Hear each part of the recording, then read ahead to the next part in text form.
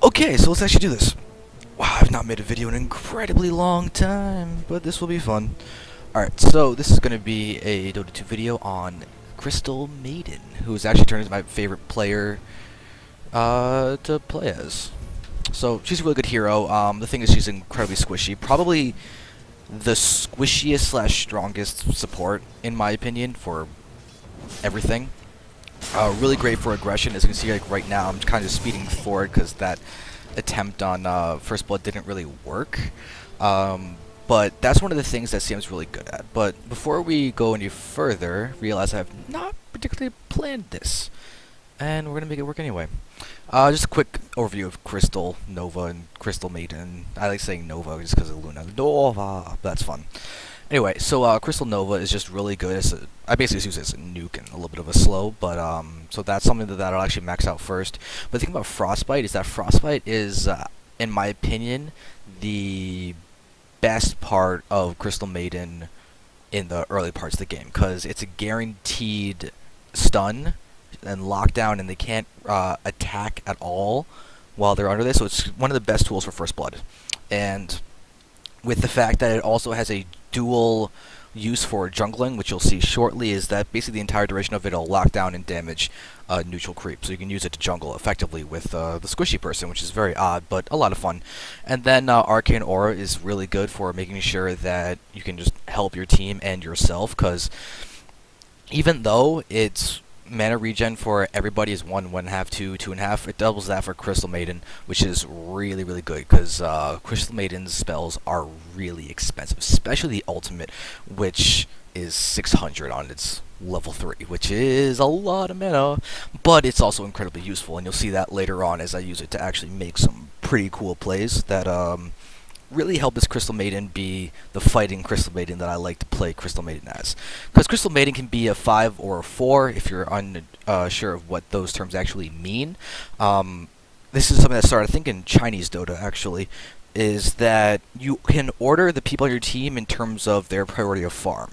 So right now, my team is Invoker, Gyrocopter, Faceless Void, Sand King, and Crystal Maiden. Faceless Void is the one. He is number 1 in terms of his need for farm out of all these people.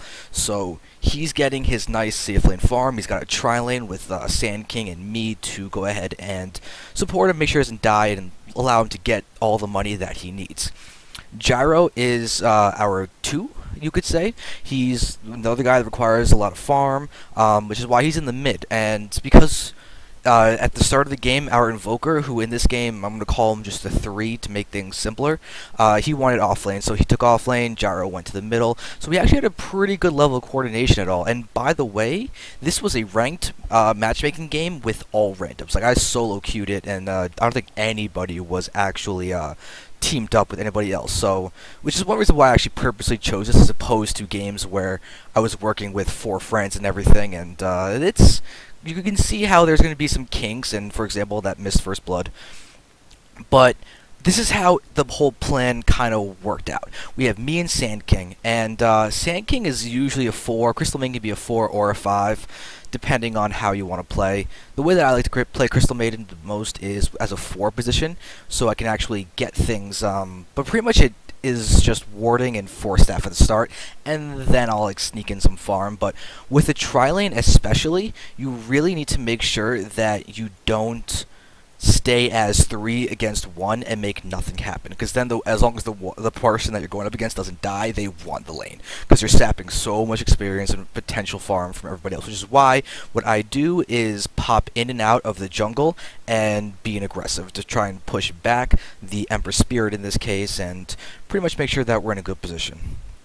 So let's just I'm just to speed through this at the start and kind of show you more of the fighting stuff and just talk generally at the beginning. That's why I'm not really focusing on showing you that miss First Blood and all that. So as we're pushing forward, here's what I was talking about with the really nice use of the Frostbite, because there we see that it's not going to kill on level 1 just because of the fact that satyrs have that really big regeneration aura of 4, so you're not going to kill them. Generally, you're not going to kill in the first start, but here we're going to have me stacking this, or attempting to, but messing it up because I'm terrible. I'll show you a replay where I actually get some double stacks in a row, which is cool. But now you just see me finishing off the big Satyr. It's going to give me 100 gold, and that's going to allow me to start pushing forward. And you can see me checking on the lane, looking to see Sand King. And the way that this goes is that I should lead off with my Frostbite, and then Sand King should come in with the Burrow Strike, because Frostbite's more reliable, longer cast range than the level 1 of Burrow Strike. So now you see Sand King's moving off, and it's basically making sure that we have 2 people in the lane and then dance around. And so there we have Ember Spirit being annoying, but not a huge deal. Shadow Shaman comes up to support, and not a huge deal. Shadow Shaman's squishy, but he's got a lot of lockdown, which is why my Frostbite's going to come into a huge amount of play, because if he shackles, I Frostbite, his shackles get negated, and he's locked down for a couple seconds, allowing us to be aggressive, which is really, really nice. Gyro's going to come up and do a good gank shortly, and that's going to be pretty helpful. But generally, right now, it's the early game. My main priority is to not die. Without dying, I've pretty much made sure that I'm in a good spot. And here's me doing the pseudo jungle, and you can look at how I'm attacking the guy that's not frostbited, because the guy that is frostbited is going to die no matter what. Now, here's another coordination issue, is that if me and Sand King were friends and we were in all that good area, then we could go ahead and double pull, but we didn't coordinate that, so we missed it, and that's unfortunate. Now, that was a good gank by Gyrocopter. He moved in, and the cool thing is that I got the kill there, but that's also not really a cool thing. You don't want to take it from the carry. That was just with an auto attack. I didn't even try and steal it, because I generally don't do that, because that's bad for the team overall, and this is a support fighting Crystal Maiden that I'm trying to play. I don't want to be a #1 role. It's not going to be effective. Usually. You can do some aggressive things with Crystal Maiden, but it's not smart to in the early game generally when there's more than one person you're going up against, because you're just so squishy. But with fighting Crystal Maiden, you want to do ganks and stuff. So one of the things that you're really going to want to do is get your Tranquil Boots up so you can actually roam around and be at full health, which is especially important if you're going up against somebody like a Bloodseeker, where they see you if you're at below a certain threshold of health. But right now, we just take a look at the last hits and everything. Faceless Void is getting his work done. 35 last hits, 7 minutes in. That's pretty nice. Now we're pushing forward, and this is actually a good battle to kind of go back for. So I'm going to bring it back 10 seconds, and we're going to look at this in slow motion. So here we have the Faceless Void moving in, being aggressive. The Sun Ray from the Phoenix would be annoying, but because he jumped out, we actually don't get this kill. But all that matters is that Faceless Void gets out. So I'm okay with dying here to these 3 people. We can see we almost got him, but Sand King should not have come in. This is just being overly greedy, and with the lockdown slows and damage of everybody that's around here, he's going to die. Faceless Void, though, got out. You can see he's actually in his camera view right now just watching this. He's sitting up here by the tower, which is the correct thing to do. He's being safe. Sand King overextended. I got greedy, which happens. It's unfortunate, but it does. So they end up getting a good trade there, but Faceless Void is alive, so I'm cool with it. It's kind of annoying having to be cool with dying, but yeah. So then Gyrocopter comes in, and if we had actually coordinated this a little bit better, then all 3 of those guys could be dead. Faceless Void could have done something like Chrono if we had planned it. Sand King then could have gotten a triple Burrow Strike, which would have been a lot better. I could get a Crystal Nova on all of them. You can see how the synergy could work with the aggression from all of these people. So now I'll just quickly show you that Invoker is doing just fine. We got Gyro, who's now at 2-1-1, so he's doing just fine. Sand King is now coming back up, and right now, I'm actually just staring in top lane, because I actually didn't realize that I had respawned, which is kind of bad, but there's nothing truly wrong with that. So now we're going to pop forward, and I'm getting close to my Tranquil Boots, but I also am looking at the levels that everybody has right now. So if you take a look at, here, again, there's me toggling it right there. I can see that I'm low on levels, and so is Sand King. Shadow Shaman in Phoenix, which are their supports, are a level higher than us, so I'm like, alright, cool, I just need to get some quick farm. I'll get my Tranquil Boots up and start dancing around the jungle, and here we see Crystal Maiden jungling effectively. This is going to allow me to get up my Tranquil Boots, which is going to allow me to stay alive, which is very, very important. And the way that I actually level up the skills for CM varies from game to game, but pretty much the general rule is that I'm going to have 4 on Crystal Nova, 2 on Frostbite, 1 on the Aura. That's kind of how that goes in and level up my ultimate at 6, 11, and 16, because it has such huge power in fights, as you'll see once I start actually being able to get up there. But I'm still low on level, which is why I'm kind of recovering with this, and I was really annoyed at Sand King's... wow, look at that mishook. I was really annoyed at Sand King's Observer Ward there, which I'm actually going to pause to talk about warding after this battle.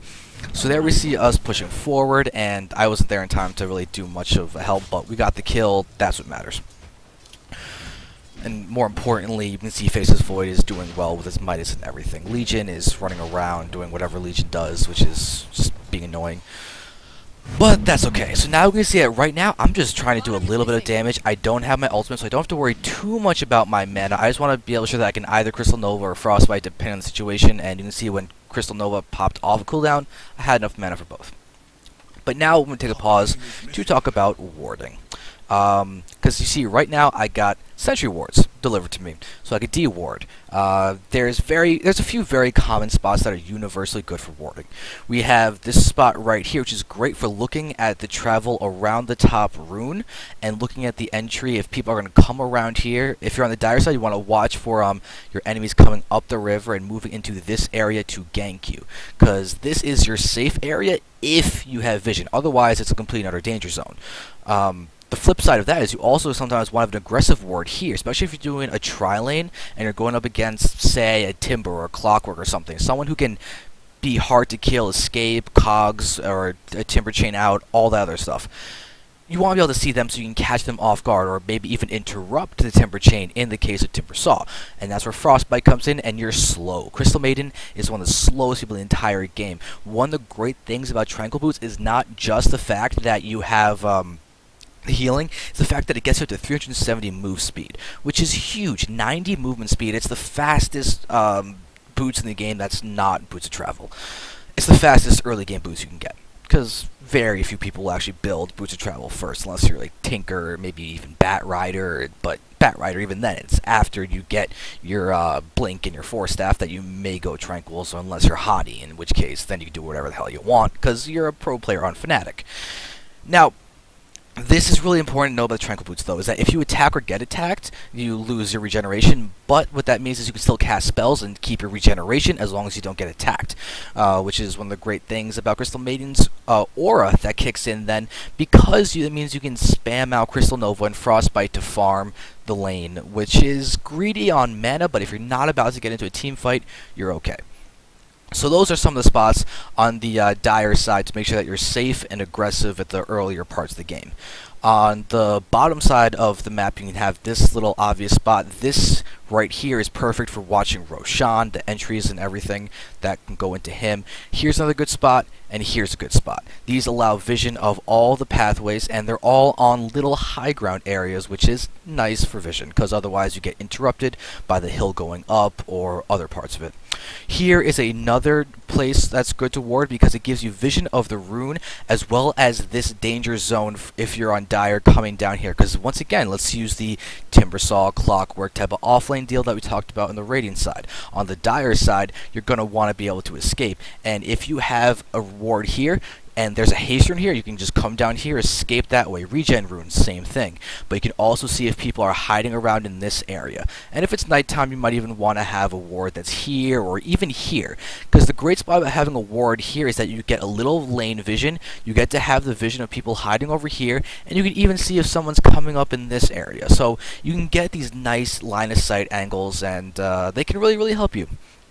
Of course, you can always be annoying and block this camp by staying like a ward like right here, which gives you some vision, but it's just to make sure they don't pull and deny you experience.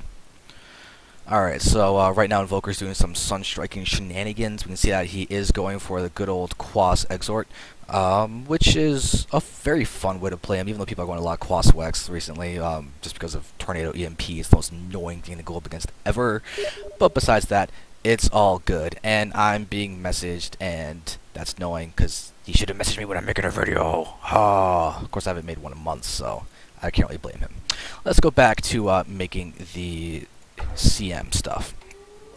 So there we have me warding, and I'm going to be doing that shortly to make sure I don't die though. So you can see I'm not rushing out to ward because then I'm just in a bad spot. There's me putting that safety ward for us in top, and that's going to do a really good job of watching them because as you can see there's 4 top right now. We're aware of I think 3 of them, but now they're running on top of the ward and it's great. Unfortunately, Void wasn't quite ready for that. And Phoenix does annoying stuff, and yada yada yada. But you can see right now I'm basically just staying back. I've got 2 kills to my name, and I have a death to my name, but that's not a huge deal. CM dies a lot, but now we're pushing forward. There's me canceling the shackles with that, and you can see I'm pushing forward, Nova to damage them. Let's watch that again slower, because that was just me being very, very, very overly general. So now we're going to slow this up. And we're going to take this away. So this is, I'm really having this slow on purpose. So there we have the shackle. I immediately see the shackle, Nova do a little bit of damage, and then there is the frostbite to go ahead and cancel the shackle, which saves him shortly, except for Emperor Spirit has this annoying E that allows for a lot of damage to go out AoE. But we're saving the tower. The Shadow Shaman is trying to do pushing, throwing down his wards. We've now taken down their carry, and we can see just happily farming those wards for us. And so we take the win. We take the win. We farm the wards, we get some good experience and gold on our guys, and we have their carry down. Gyro's up here. They had invested 4 people. We defended with 3 or 4, which is pretty much even. And, oh, by the way, this Phoenix guy is a complete and utter douchehole. Which you'll see later on. Okay, so now we're going to push forward and come faster again. And darting forward, we'll be able to watch the fact that I'm really, really staying passive because I'm so squishy. Look at this. Level 6, 625 health versus the levels that everybody else has, which is huge. I'm second lowest, on now tied for the lowest of everybody here. So pushing around, we're basically just defending this as much as we possibly can. There's no towers that are gone at this point, which is really kind of surprising, so that we're going against Shadow Shaman. He's tried to take them, but we've defended quite well. Move it around, good solid team movements to make sure that we're actually safe. Now you can see I'm starting to be able to get in a position where I can work on building my 4 staff. And if I can get it, I want to get the staff of Wizardry first, because it's 1,000 gold, and it gives me intelligence. I'm an intelligent hero, I want the damage, and I want the mana. Right now, the mana pool is the most important thing, because if you take a look at the cost of my spells, 120, 125. So that's a lot already. That's 245. Then you add to it just 445, which I don't even have in terms of the amount of mana that I have in my pool at maximum. So technically, I can't instantly throw out every single one of my spells. With regen, it'll happen, but it's incredibly expensive. So I want to increase the mana pool so I can actually not have to worry about being at maximum mana for every single team fight. Which is why some people actually don't even get the Crystal Maiden ultimate at level 6. You can sometimes wait, but it's just too good. So now here we have a play. I got an Invis rune. We're going to use this to our advantage. There we have their main support and their main carry there. So there we have that. Shackle going down, cancel it with a Frostbite. Immediately pop out into the ultimate with ignoring the Crystal Nova, and you can see that there goes Shadow Shaman, and now their carry is trying to dance around, but guess what? He's going up against Crystal Nova ultimate, Crystal Nova the ultimate, and the normal attacks from me as well as Sand King, and he goes down. There's a very, very important little tool that you can use depending on your runes. You can even actually do the same thing with a haste rune identically, except you just run in, and you're really at 522 speed, max speed, so you're going to be just fine. So there's a nice use for the ultimate, and making sure that you have the mana to support your combo that you're deciding to do, which is why I did not also do the Crystal Nova, because there was no point. There was the Frostbite, holding them in, then ultimate to damage, and then Nova afterwards to slow. Because don't forget that there's also the slow aspect to Freezing Field, which is wonderful, by the way, so you can plan those things out quite well. And now, once again, making sure in the right spot, there we have the Shadow Shaman wards moving down there. I was able to farm one of them, and we lose a tower, but we're now moving in and good things happen. But let's fast forward because there are cooler things that happen later on once you get items. So you can see how far back I'm staying, making sure that I'm never in the true front lines. So I'm actually 3 kills, 1 death, and 3 assists in right now, which is pretty solid. Crystal Maidens are kind of notorious for just dying a lot because they're so weak. Actually, I don't want to go too fast, so I'm just going to keep it here. I think it's ×4 speed. So there we have some dewarding happening, but you don't want to deward immediately when you see that, because then you're just vulnerable. So you wait around for the opening, you get some pickoffs, and good things happen. So there we have me getting killed. You can see Frostbite's happening, Nova's happening, and I'm not using my ultimate at all right now, because there's no need to. It's expensive, and as nice as it is, it's not completely necessary. Here we have just farming of the Shadow Shaman wards, which is just such a nice help. That gives me that battle just gives me my 4 staff, and now is when I can actually safely deward. So now I move up, plop down the sentry ward, and you're about to see Phoenix try and come in and gank, because he's got the vision of me. I do that, he chases me, but look at Void, he's there as well. Go throw down the Frostbite, run away. He spends a chrono, which isn't completely necessary, but it secures the kill, so it's fine. It just got buffed to have a lot less of a cooldown, so it is all good. So there we have the deward, and yay! Look at that, safety ward, get a kill out of it after the nice battle. That's the kind of stuff that you can be prepared for, but you can't exactly plan. So that's a contingency that I was aware of and made sure that it helped out. So now we're gonna fast forward this some more, and the replay bug didn't tell you exactly where I'm at right now. So I am right now 4, 1, and 6. Sweet. I'd say that's pretty cool. And then we just have you do some harassment, and try not to do too much of it though, because you see my mana pool is low, and now that I'm level 11, my ultimate costs 400. So if you do the math, it's 400, 540, and it goes all the way up to 700, which is barely in my pool of mana. So gotta be aware of that. And you can see now I'm working on BKB, because I'm dancing around, I'm not dying, so I can be a little bit greedy. Warding, I should probably get a ward right now, but I think that was just me thinking that Sand King would start doing it, but Sand King wants to be greedy, getting his Blink and Aghanims and all that, so now we're pushing forward. We start taking the tower, and there we have the Frostbite to try and interrupt the duel, but didn't quite work out. There's too much of other people there, so now I think I actually die here, which is kind of sad, but I'm a pro feeder, so you know what? Can't be perfect. I have a my Crystal Maiden's 4, 1, 6 right now, and that is just such feeding, such feeding. Oh no, I'm 4, 2, and 6. I'm terrible, so terrible.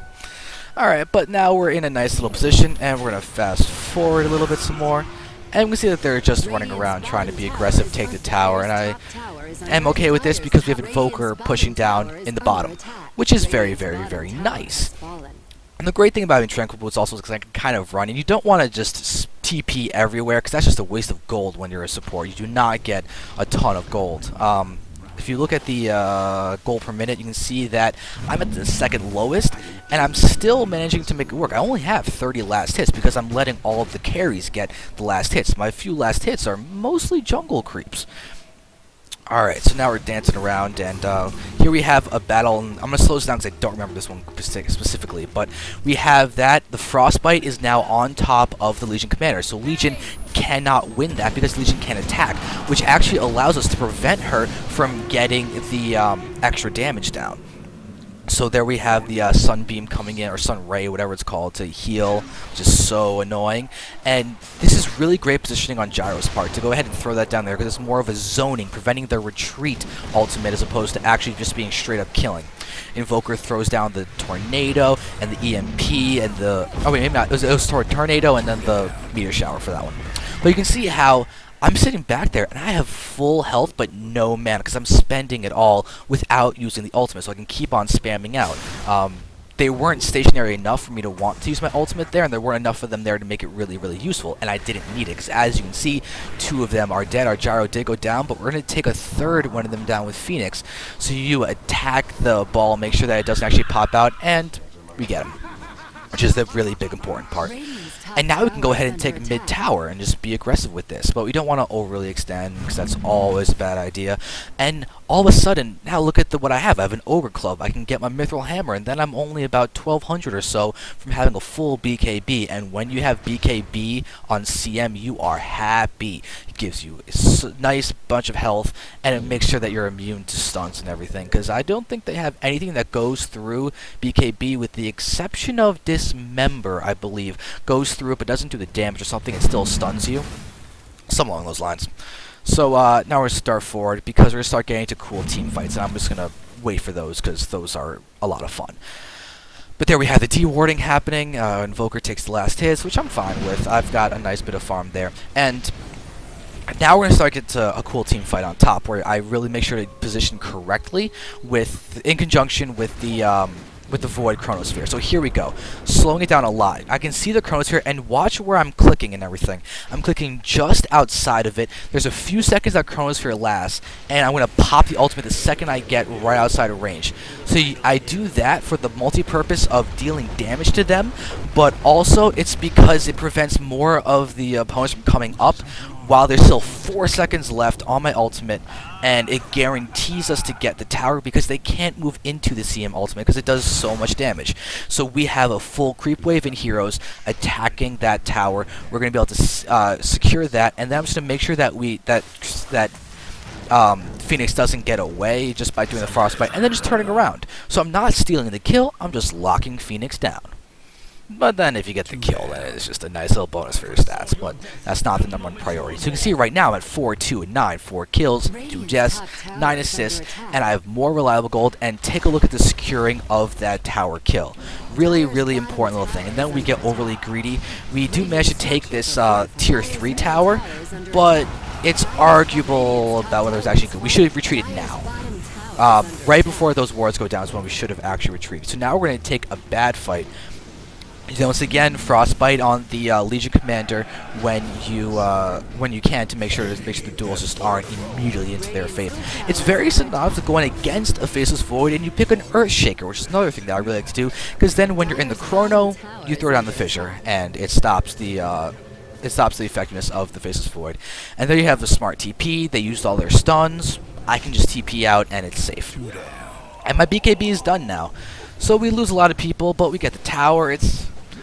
I'm not going to say a good trade, but I'm not going to say a bad trade, even though it's kind of a bad trade for us. Because we could have gotten out and gotten a little bit less, but lost a lot less, which would have been more beneficial overall. So we're dancing around, and now we get to have Roshan, which is definitely nice. Because Void is just doing work. Always make sure to keep in mind the timing that happens, and this is actually some of the dickery of the Phoenix, because see, SK pauses, needs to answer the door, and Phoenix just keeps on just resuming it every single time, which is annoying. So you can see that I actually report him, because that's just a move that's completely unnecessary. And fun fact also, Gyro's going to say shortly that, oh, I remember you, Phoenix, you were the CM that didn't support, which is incredibly funny because here I am being a CM that's supporting, and now, okay, here's another really good battle. Watch where I use the ultimate and everything, and where I move to. I'm not attacking, I'm not throwing down too many spells at the moment, I'm just trying to run into position to ultimate, because everybody is bunched up and everybody's investing time.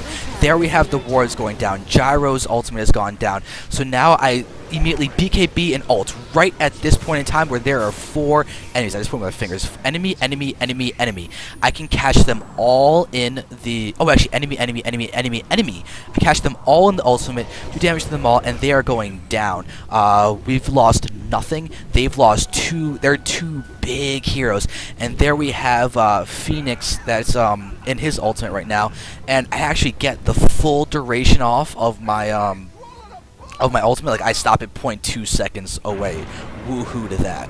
Fortunately, we didn't get the last hit necessarily to take down Phoenix there, but we just move away, 4 staff away from the Serpent Wards, and all is good.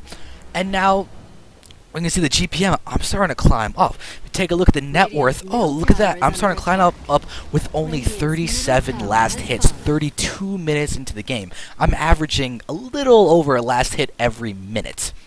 And that's supporting for you guys. Just running to the top, making sure that I'm in a good position. Now would be a good time to start thinking about warding, but if you look, I actually placed aggressive wards in these key spots, which are great for watching them moving up and going to secret shop, and potentially even a cryo snipe could happen with that if you have a person like a Nature's Prophet on your team. Here we have another ward to make sure we can look at their jungle and everything, and now Phoenix pauses the game for some reason and someone on their own team resumes it, which I find very amusing. But there we just have blast hit timing on my part, and we're going to continue moving on. Because this gets really interesting because SK is AFK because he had to answer the door, which is really, really frustrating. Because look what they do. They bum rush middle, and Pudge does a good play hooking out his ally.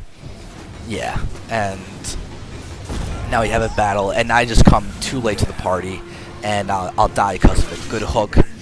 Force Staff was on cooldown, couldn't use it to escape, and they end up looking at what they do from the AFK SK. They go ahead and just destroy mid, take the racks, and puts us into a really annoying spot. We're ahead still, even with the racks down, we're still ahead, and there we go. There is the gyro talking about the Phoenix.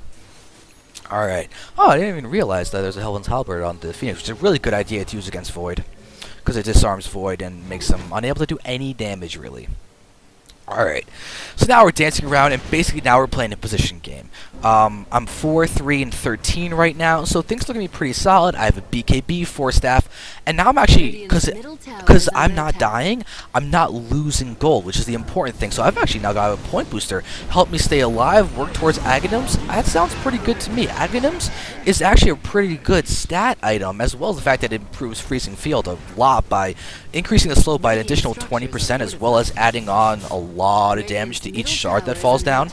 And there we have me falling down. I actually Force Staff, but I think I got hooked in the middle of it, so it only went forward like an inch or two, but it actually really did help me get out of there, which is pretty important to note. And that, you can see, I did no damage, but I didn't die. I ate the hook for somebody else, say the Void, and someone that can't really escape as much, like a gyro, which is a really good supporty type thing to do, and that's just me having enough money to not die instantly, because I have the point booster for the additional health, which saved me there. There's no other way around it. That saved me there. The Ogre Club inside of the BKB, that really helped to save me there too. If I didn't have those, I'd be dead. So that's the really good part about the stronger early game that CM has, is you can survive with a lot of that kind of thing. So pushing forward, we can see that they're pushing top and bottom annoyingly. They have their racks from the AFK SK that they took advantage of. And now I'm just starting to be like, cool, I can be greedy. And you can see me just farming away happily, making sure I can get the last hits that I can, even though I kind of suck at that. As you can tell, I missed, I think, 2 of those. But I got like 7, so that's alright. And my Aghanims are starting to work on higher, but they're just being so annoying, taking advantage of that AFK SK. Void kind of made an oopsie and died for no reason. But the cool part is we're focusing on CM, so it's okay that Void's dying because we're being supports here. And that's actually a really contradictory statement, because you want to die instead of your carries. But to not die is always nice. So there we have me just checking on the levels of everybody and making sure that we're pretty much on par with them. And you see by the net worth that we're still really ahead, because look at the Void. Even though he's died a little unnecessarily, he's still 4k above their Legion Commander. And their Ember Spirit, he's almost double him. So there we have dewarding for the Roshan, but unfortunately this is actually going to be a good battle to look at, because we're going to pop forward. There's the Ember putting down his Spirit in there, so he knows exactly what's going on. And Void kind of ignores that, which she pops out now. There's the Chrono, and then once again I do a BKB ultimate in this spot that hits just about every single one of their peoples. So BKB, they can't interrupt it, and now I'm just doing a lot of damage to them. And the cool thing is I actually killed Ember Spirit with the ultimate, and then there's the death of their Pudge, and now we can actually Roshan. And the wards that were in the pit are not doing anything. We just get to farm them now, which is really, really nice. And you see Invoker just takes them comfortably. And I think Phoenix actually snatches the Aegis here. Yeah, so there it is. Phoenix pops in, and we immediately kill Phoenix. It's kind of a cute move that Phoenix did, and it's annoying because Void has been a little overly aggressive at points, so to lose that is kind of annoying. But there is the Force Staff for me to make sure that we can lock down the Phoenix, and Frostbite stops him. We get to kill him. Solid move there. all around. Especially with the Void using his Time Walk nicely. Here's actually one of the big things that I did wrong, and that was not carrying sentries for the Shadow Bladed Legion commander, because otherwise we could have picked off Legion there, and I used it before. Like, I think a couple times I buy only 2, which is wrong. I should have bought at least 4, maybe even 6, to be really, really greedy about it, to make sure that we can secure them. Because I have the slot for it. But I'm kind of too worried about staying alive. I would say actually to a fault right now, considering that I have the Ogre Club, the Staff of Wizardry, and the Point Booster for my Aghanims all on me right now. One of those, I would say the Staff of Wizardry should be gone and in favor of a TP, and the Ogre Club should be gone in favor of a Sentry Ward or 6. To make sure that we can actually do stuff, because I am still a support. Right now I'm kind of getting greedy, thinking, oh cool, look at that, I'm 5'3" and 16, I can do what I want. But that's, as fun as that is, it's honestly not that great of a thing to do. It's greedy. And it's working out right now, so you can't yell at it too much, but I can be overly critical of myself and recognize that. So now they're battling middle, Legion's dead, Pudge's dead, we have the ultimate of Shadow Shaman down, doing a nice bit of damage, and now we're pushing forward, and Gyro's doing a good job of just damaging him, and okay, look at the path that I choose to come down. Instead of coming down towards the tier 2 area, I come down towards the tier 1 area so I can move in and lock down Phoenix. The second Phoenix pops forward. And that's a fast-moving Phoenix using the Icarus dive. Frostbite locks him down, and right before Frostbite ends, I Nova to make sure that he's slowed. And Frostbite's about to come off cooldown too, so he's really locked down. So I've secured that kill, making sure that we don't make sure that we don't get into any kind of a bad position. And now we got Mega Creeps, and we just rush down the middle and do good things. And now you don't worry too much about last hit, so I'm just Novaing the creep wave to try and get us here ASAP. We battle backdoor region, kill the tower, and just boom, 1 racks down. And then, okay, Chrono. This is what I messed up. I actually pressed R and then Z, so I actually canceled my ultimate when I was in that same good position as before, right outside the Chrono. So that was an oopsie, but you can see that we are perfectly okay, and no hook from Pudge. And now Ember Spirit pauses the game for no real reason. Sand King resumed it. So there's been a little bit of pause wars in this game, but it's still going off pretty decently.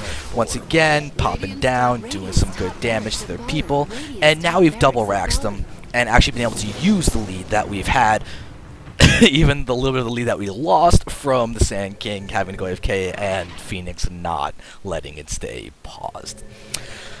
Alright, so now I'm running around, and here's a good teamwork thing. They told me about a regen rune in ally chat, and they're like, CM, grab that, then let's go bottom. And that's a really nice thing to do, because sometimes that doesn't happen when you're in pubs and you're solo queuing like I did with this game. So that was a really nice thing that they did, and I'm really thankful for them. I actually ended up commending all of them after this game, because it's something that people don't do enough, is actually acknowledging when people are nice in Dota, because so many people are mean. And I hate people taking advantage of the anonymity of the internet for that. I will rant on that forever.